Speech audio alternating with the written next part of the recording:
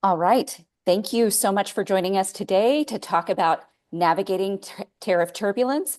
We're going to have a great conversation for this morning or for this afternoon. If you have any questions, we will leave time for questions at the end. Please feel free to use the Q&A box at the bottom of your screen. With that, I'll turn it over to Steve, who is going to be our moderator today. Thank you, Rochelle. So, hello, everyone. Thank you so much for joining. Those of you watching today from around the world, appreciate it in the US and Canada. Really excited to talk about what's going on with tariffs. Have an amazing guest speaker today from NFI and also from FlavorCloud. Again, my name is Steve Syverson. I'm a senior director with NFI, and I will be moderating today's discussion. With that being said, let's kick this off. I want to introduce our guest today. We have Bill Mahoney. He is the Executive Vice President and Chief Commercial Officer with NFI. And we have Maya Benson. She is the Chief Business Officer with FlavorCloud.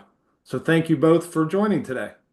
Appreciate it. Looking forward to a great discussion and then an open Q&A at the end. And we have some people that sent in questions in advance as well. So we'll be going through those today. Okay. So let me tell you real quickly, NFI, those of you who are not familiar with NFI, we're a privately held family-owned company, 93 years in business. We're the fourth largest 3PL in North America, covering about 73 million square feet in the US and Canada. Core services include warehousing distribution, e-commerce fulfillment, and B2B fulfillment, warehousing distribution, port services and drayage, transportation management, brokerage, and global solutions. So a lot of great core offerings that would work well with today's discussion as well. Maya, I hand it off to you. I want to tell everybody real quickly about FlavorCloud, and then we'll jump into this.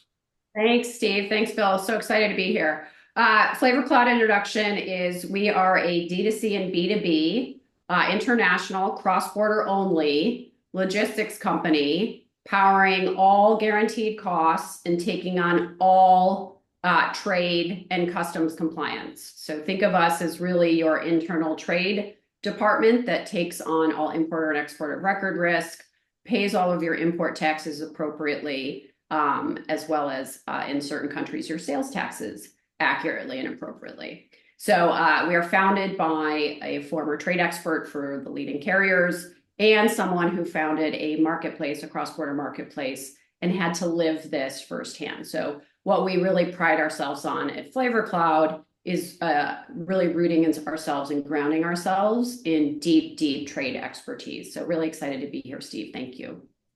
Yeah, appreciate that, Maya. And I know your experience and knowledge will really be great based on yesterday's announcement from the White House and the tariffs, the Liberation Day, as it's being called or hailed. So excited to get into that today. Rochelle, you want to jump ahead to the next slide? So we're going to be using a lot of acronyms today. Those of you that aren't familiar, we want to make sure everybody knows what we're speaking to. So Maya, you want to go ahead and just talk through these quickly, and then we've got some good questions coming up for you. Yeah, I think just a first principles level set on a lot of language we're going to use might be helpful. So duties are simply taxes. Tariffs are also simply taxes. They tend to be kind of called tariffs in the context of protection for domestic industries. So a lot of what we're seeing today. Ad valorem tariffs, you're seeing probably a lot in the media. Ad valorem just means it's a tax based on the value of the good or the transaction, right? So not a flat rate, but a percentage of. 321 is a common and hot subject these days.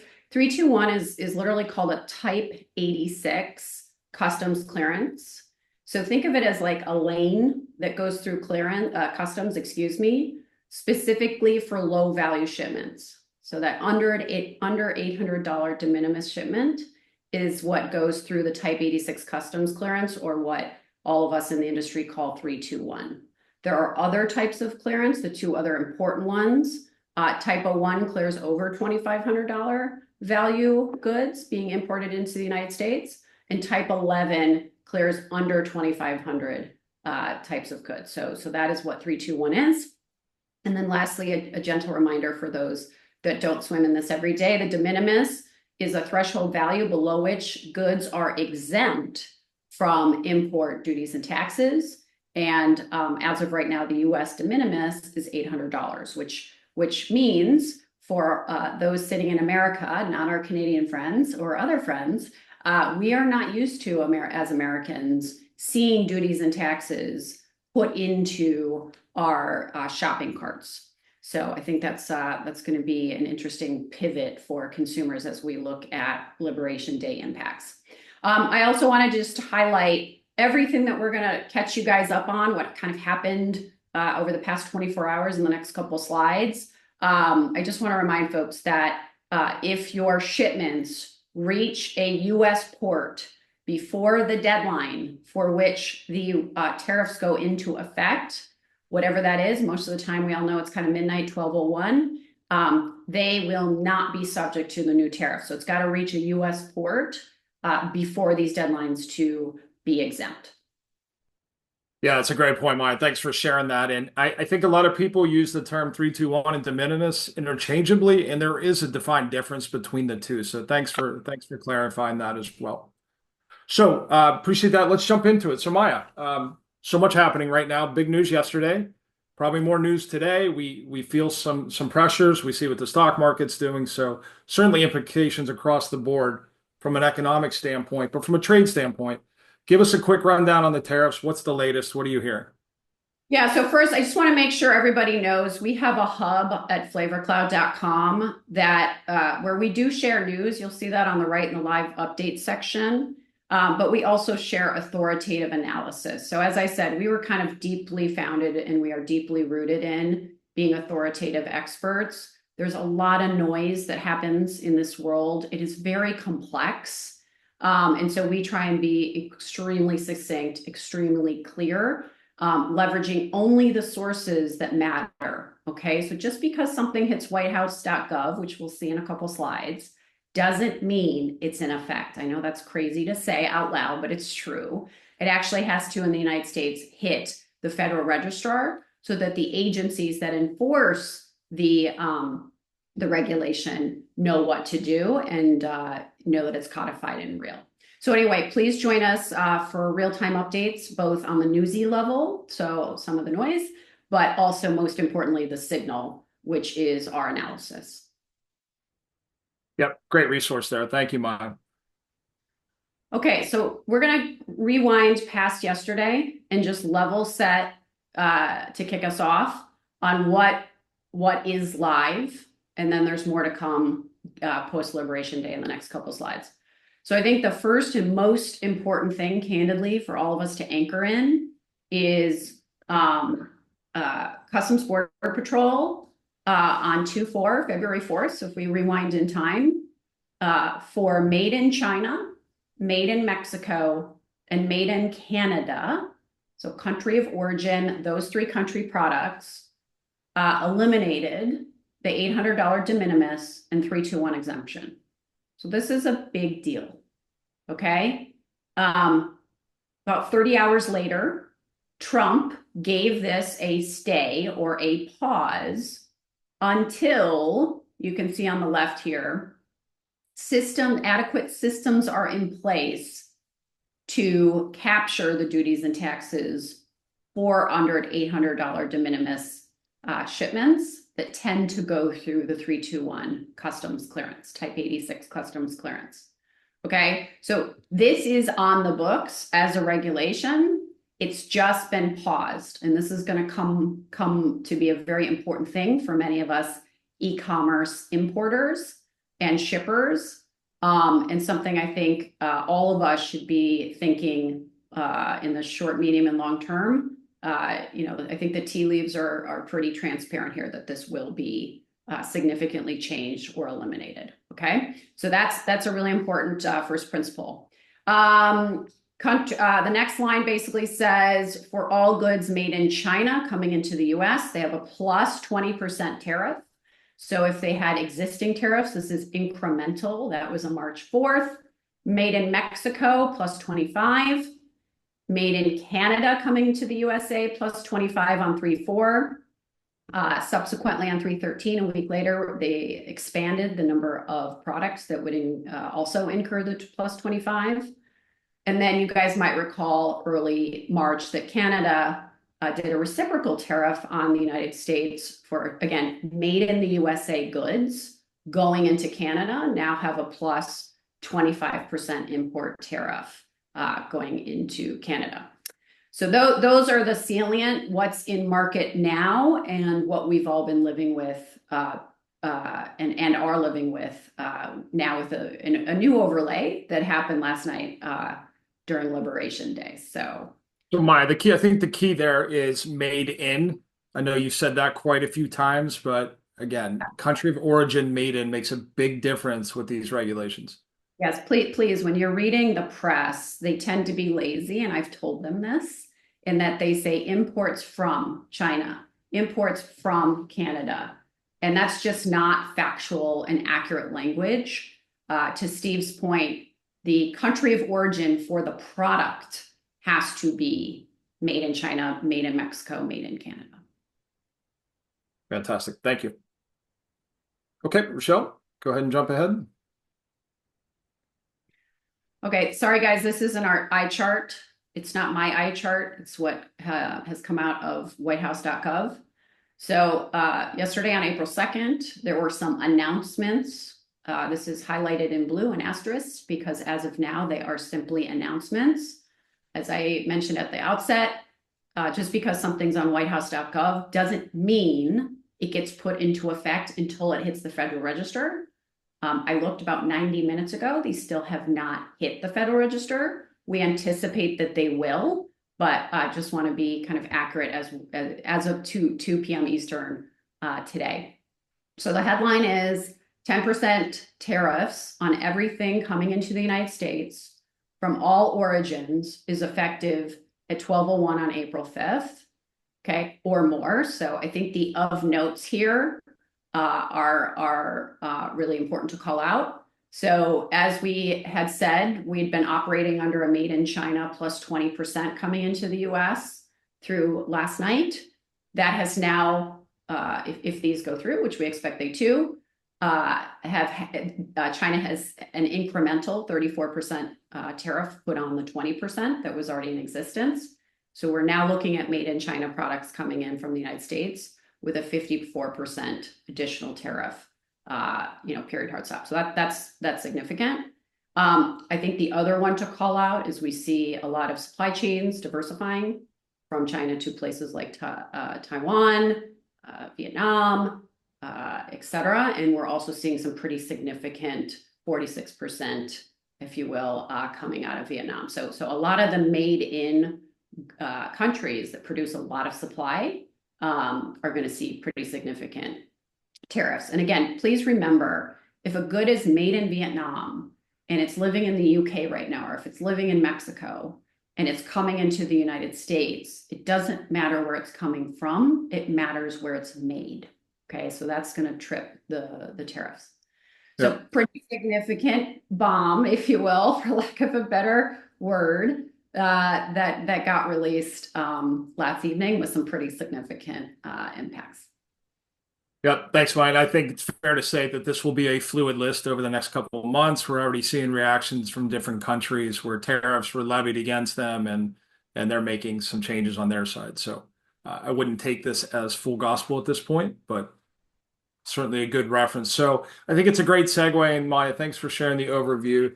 To Bill. Bill, I know you work incredibly close and from the customer side, and you're actively engaged with all the customers. So tell us a little bit about what you're hearing from brands, retailers, and merchants right now. What's the temperature in the market? What are they talking about? Yeah, Steve, I appreciate it. It's definitely been a time where we have seen a lot of change. I was thinking about this a little bit earlier, and over the last just week, we've had customers and large brands immediately and overnight have to try to set up a supply chain in another country because their current network wasn't going to allow them anymore to be able to service, Canada from US and vice versa. So there's been some panic, and I think I appreciate Maya always bringing a nice calm approach to a very difficult problem, and we try to figure out, well, how do we deal with this? We've seen the other side of it with big brands, Steve, where they've taken the approach that we're not going to overreact again. We're not going to try to bring product in extremely rapid and quickly to try to get ahead of it. It's business as usual. That's been a strategy. I've seen a couple waver on that a little bit over the last 24 hours. So we've got two versions of that. And then I think, we've seen the other side of it as well, which is, immediately calling and saying, do you have an FTZ? And, that's been a very common question in the last day or two. And the reality of it is, that's something that takes 9 to 12 months to set up. It's expensive and it's not an overnight solution. So these big brands, I would say we've seen, Steve, a host of many different versions of questions. We've seen a little bit of some panic, but at the same point, at the end of the day, I think our messaging at NFI will continue to be don't overreact. We're going to try to work the problem and at the same point, try to be a consultative strategic advisor to our customers and really try to keep the eye on the long term. Because in the last 6 months pre-election until now, and Maya and I were talking about this last week, there's been a lot of pivots. And I have a feeling in the next 3 to 6 months, there'll be a lot more. Yeah, Bill, thank you for that. And as challenging as the COVID time was, I think there's a lot of good learnings from a supply chain perspective that came out of that. And hopefully some of those can be utilized as we go through these challenges. So, in the mid-market, I'm seeing that as well. I heard from a lot of brands, they started to look at this, but felt like they got into it late. Bill, from the enterprise, larger retail perspective, did you get some feedback from customers? They've been planning for this for quite some time. Or what are you hearing? Yeah, I think that, Steve, ultimately I would summarize it in this way. I would say that, the larger shippers, the larger companies, they were as prepared as you could be for what was going to occur. I think the frustrating part a little bit was the start stops, or, as Maya kind of indicated, it was put on pause.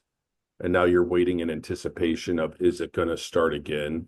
So part of me that if this Liberation Day, it's now in place, and I love the education earlier about, when it hits the Federal Register, I think that will help companies kind of settle in a little bit, work the problem, set up a long-term solution, and be able to make some change instead of this panic that's kind of occurring most recently. Yep. Thank you, Bill, for that. Smiley, this one's for you a little bit. So we talked a little bit about Canada and Mexico. Let me ask you this. A lot of apparel brands greatly affected by this. Globally, a lot of them switch manufacturing from China to Vietnam, Cambodia, some other countries to try to mitigate the impact of Chinese imports. But now we see Vietnam and these other countries are impacted as well. What should these mid-market or smaller retailer brands do coming in through Mexico, Canada? What's the path? What should they be looking and thinking about? I think it's really smart at this point in time to do the math and to do some scenario planning.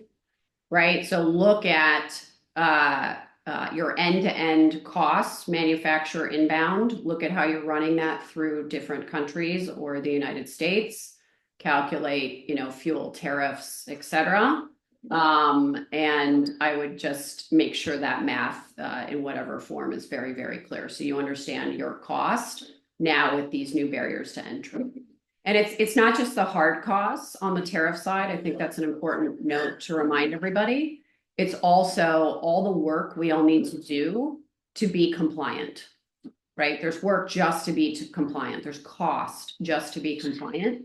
And so, I think an enriched view of total cost end to end is appropriate for this moment in time.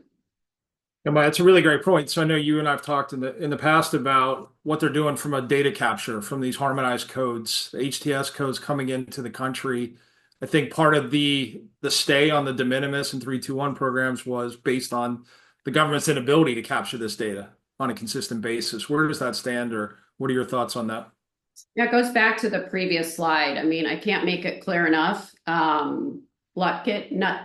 Nick and his team are working on getting the systems ready. So it's a when question, not an if question. So for anyone highly dependent on 321 unit economics, that is someplace I'd immediately start to focus on and diversify your risk from those rails. I think there's clear confidence and candidly a regulation on the board since February 4th that says this is going to meaningfully change. And Steve, thanks for the slide switch, or Rochelle, thank you, because there's already one change on this subject. So what happened a couple days ago is the US ACE system, which is the trade system that importers have to input and manifest their shipments into, is now requiring, or better said, for 321 clearance will not allow any shipment with a non-US destination. So many merchants and many shippers have been using Canada or Mexico, for example, as storage, warehouse storage, and been running volume into the US and then right away outbound to the US, from the US, excuse me, France, Germany, Japan, wherever it would go. And that 321 lane is officially closed. So, we're getting very clear signals from CBP. The 321 clearance, it's over 1 billion packages that go through that, is something that the CBP is not comfortable with. They believe a lot of fentanyl and other drugs come through that lane, and I think those gates will continue to close. Great. Thanks, Maya. So, Bill, let's talk a little bit about the U.S. and Canada warehousing market. What are you hearing? What are you seeing? What have you seen? I'll throw the term nearshoring out there. Seems to be all the buzz right now. So tell us a little bit about what you're hearing and seeing there, Bill. It's been a story of inventory. I would say that, Steve, coming out of COVID, we saw products getting hoarded in the supermarkets, and companies made commitments that they were never going to run out of inventory again. So there was this increased inventory plan that led to high demand on the industrial real estate market. That led to some skyrocketing of lease rates. And over, a very short period of time, the industrial real estate market changed pretty significantly. You saw a lot of warehouses built, constructed all over US and Canada. You started to see some softening in that as I think companies came back to reality with their inventory strategy, going, maybe I don't have to carry twice as much inventory for demand that may not come. We started to see customers consolidate again, go from 2 nodes to 1. We started to see them service a different country from the other. And then leading up to the election, I would say decisions were slowing down. There were a lot of things in a holding pattern, and then they were waiting to see who got elected. And all of a sudden, as that was made and that decision came to be, we saw rapid decision making. And we saw all of a sudden RFPs that had been on hold for a while were either executed upon, providers were chosen, or opportunities were killed. Get now to the part of March, April. Now we're kind of in that, as I mentioned earlier, a little bit of that panic mode. Seems like everybody today is running out to buy a car. Maya, we were talking about that earlier. And, the reality of it is you're going to have to absorb some pretty significant costs, and as a percentage, those are some pretty big numbers that were shared a little bit earlier. That being said, from an inventory perspective, Steve, I'm a little bit concerned that, we're going to see the market overreact, and, companies are going to have to deal with budgets. They're going to have to deal with new forecasts. They're going to have to figure out, how do we deal with 25 peak? Because that's going to be upon us very quickly. Sure. There's very shortly will be product on the water impacted by these tariffs that we're going to see in this buying cycle for 2025 peak. So that will lead me to the next, not an answer, but a question as we ponder, well, what does that mean for 26? And how does this market reset again? So a lot of questions, not a lot of answers. But the reality of it is, I think inventory strategy is going to change again, and I think it's going to happen real quickly. I think it's inventory, and I think it's pricing too, right? A lot of contracts have been built and things have been paid for, or promised to be paid for. So I think the commercial end of this is going to be really interesting. One thing that should be obvious to us all, and as merchants and brands, whatever inventory you have in the United States of America borders today just became that much more valuable, right? Including your returns, right? So anything that's here and that's non-tariffed by definition just became more valuable. So I think we're going to see a lot of things happen with that, right? So there's now clear room to elevate price to basically what would be just below the tariff, and or leverage the non-tariff pricing. I'm already getting emails from retailers and car companies on this exact subject, basically trying to clear inventory and promote, drive promotions through what's a perceived now tariff discount. Yeah, good point on the returns. I think it's often forgotten or not a priority, but I think maximizing the inventory the brands and retailers have today now will have some new eyes on it for sure. So thank you. We have a question from the panel or from the audience. I'm sorry. It's a really good one, and I want to throw it out there. So the question is for China imports. We said 54% tariff overall for apparel. So the new 34, the 10 and 10. So they're asking, is that 17% duty, so 71% total? That's not correct. It's 54. Is that correct for apparel? That's the question. In addition to what was already in place. So these charts, and I can be better read as plus, right? So back in Feb, it was plus 10% on made in China. Then March, it was another plus 10% made on China. This is now plus whatever it was on made in China. So it's in addition to whatever else was already on the books. Okay, so Saul was asking us, would that make it 71% total then? Is that right directionally? If not, we'll follow up with you, Saul. Yeah, I'm happy to learn more about the SKUs and all the details. Yeah, okay. All right. I just wanted to address that one. So thank you so much. Okay. Maya, real quick, you touched on some of this, but what strategies are you seeing merchants take right now to be a little bit more resilient, both on the inbound and outbound side? You know, all of this volatility starting in January and early February has meant merchants and brands have had to be candidly always on compliant, right? There's just work and sometimes cost associated with making sure all of your SKUs are all that are going to be moved cross-border are ready to be moved cross-border. There's work if you don't have, you know, partners like FlavorCloud that are digitally completing and transmitting all your commercial invoice and appropriate documentation data. So volatility means you have to mitigate the risk, and you kind of always got to be on and ready for whatever kind of the pen stroke waves. And so, you know, we easily help our merchants with kind of being always on and always ready and compliant. But for many, that's a new, piece of work or cost they've got to incur. Yeah, you know, we're talking a lot about compliance. Where do these brands go? Where do they learn to be compliant? What's the trusted record? Help the audience out a little bit with that, because that will be key, compliance, and there's so many new regulations and changes. Yeah, so we work really hard at FlavorCloud to distill this all down in the Trade and Tariffs Hub, but all of our sources where we get our information is really from the Customs and Border Protection, so the first party sources that have to process the customs imports and exports, and or the equivalents of the CBP in name your country. So I'd really recommend, if people want to get super smart at a first principles level, to hit those governmental sources that are literally processing the imports and the exports. Okay, perfect.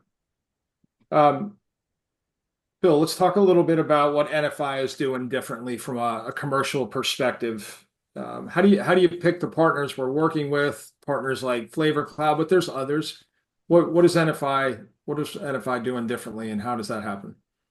You know, I think right now you've got to have great relationships and be, you know, working with the right companies, you know, experts in their field. Maya and FlavorCloud's provided us an opportunity to talk about how this is going to impact our cross-border business.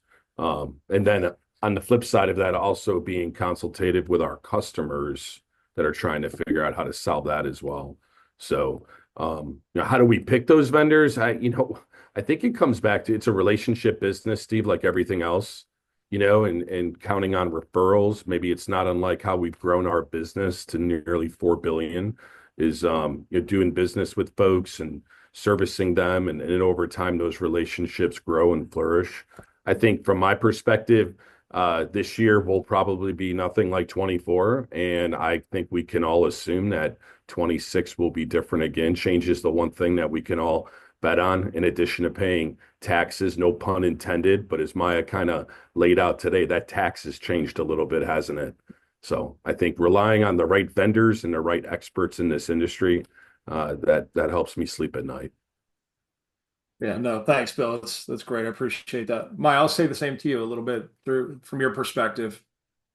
How are you looking to partner? Who's your network, trusted network?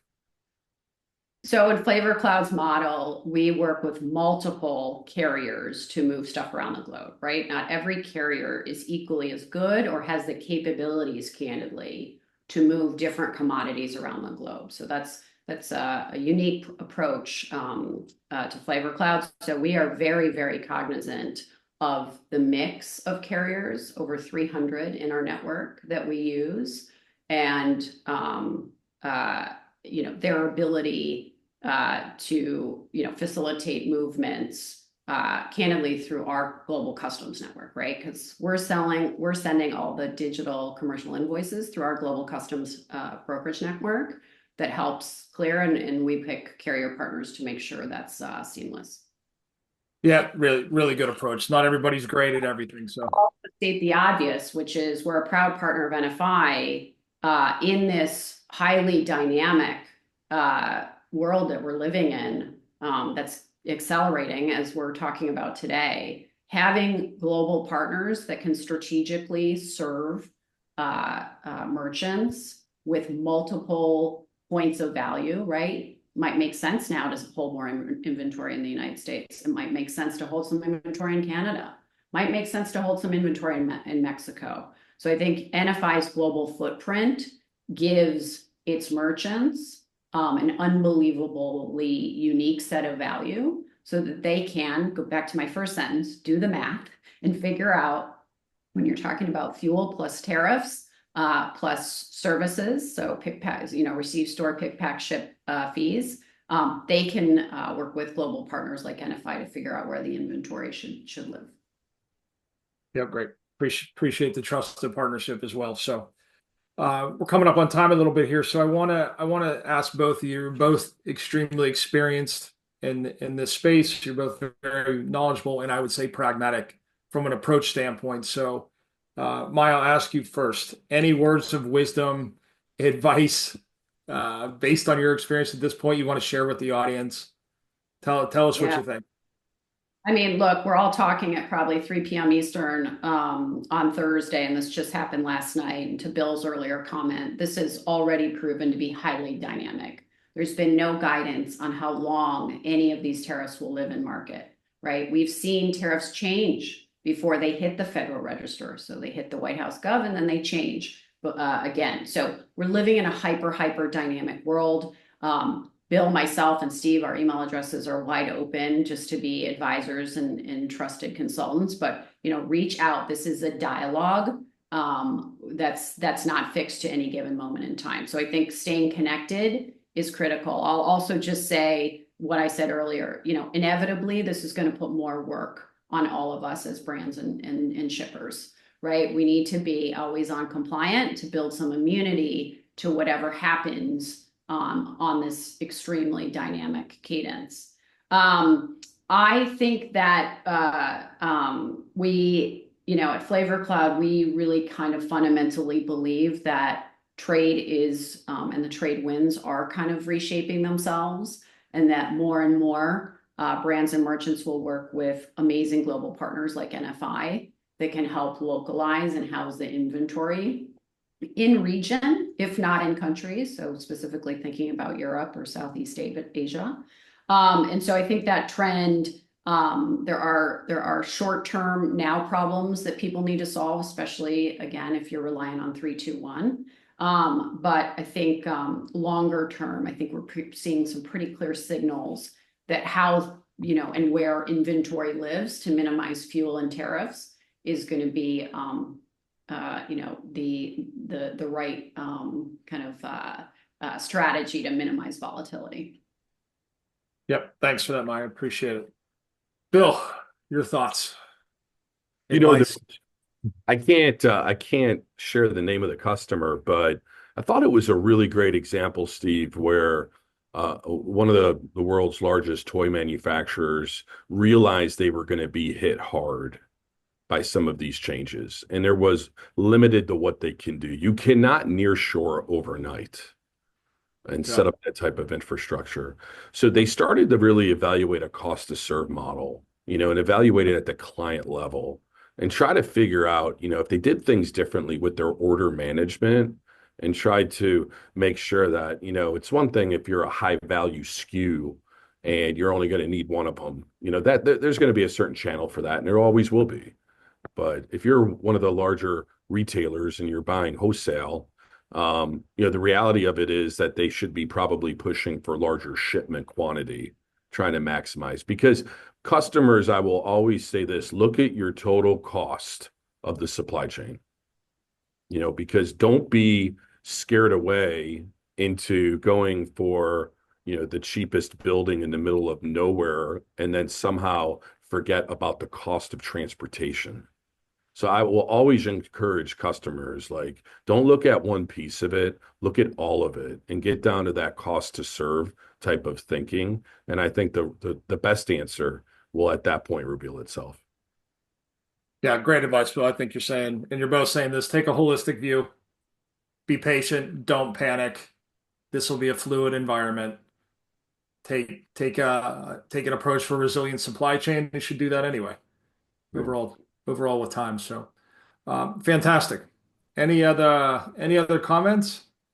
Anything else you want to share with the audience? It's formally announced as of last night, May 2nd, all made in China coming in through 321 will be eliminated or stopped. So 321, May 2nd, made in China coming in is dead. Right. So the Shein and the Temu world, if you will have some pretty significant. I think they're probably the two most prominent that get all the news hype, but there'll be lots of brands and I was going to say, you know, 5 years growing Shopify, there's some Shopify merchants that also have been benefiting from that. So just not right? Yeah. marketplaces, yeah. Perfect. Well, thank you both so much. It's been a pleasure today. I really appreciate the knowledge. Audience, thank you for submitting questions and being part of this. Hopefully everyone has some great takeaways. And I know there's some resources we'll share out as well. So thank you, everyone. Good luck. Wish you well. And hopefully we'll talk soon again. Thank you. And if we didn't answer your question on the call today, we will make sure to get a direct response out to you individually as well. Thank you for attending today. Thank you, everyone. Thank you, guys. Bye-bye. Thank you.